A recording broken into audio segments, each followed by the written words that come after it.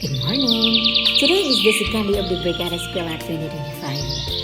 7:30 in the morning and halos lahat ay sabay-sabay na dumating sa Ganas National High School upang maipagpatuloy ang mga trabaho na naiwan namin kahapon.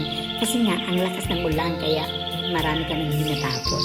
At ito na naman si Principal, ang daming dalang pagkain. Sigurado, hindi na ako magugutom yan kapag nagsimula na kami magtrabaho. Kaya guys, tara na! Samahan niyo na kami maglinis ng Ganas National High School. Linisin natin ang kapaligiran nito, pati ang mga classrooms. Kita niyo naman, pagdating pa lang sa school ay halos lahat ay naging busy na sa paglilinis.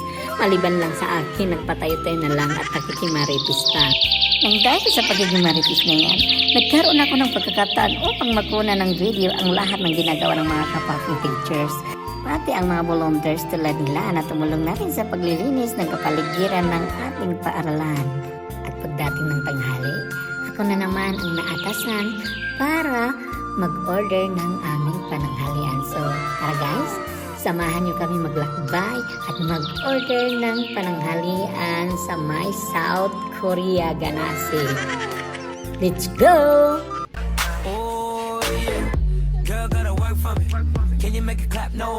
So, nandito na tayo. Mag-order na ako ng pagkain dito sa Maxine, South Korea. Nag-order na tayo at dumating na tayo sa school. Okay guys, tara! Kainan na! Ito na kasing pinaka-exciting part para sa akin.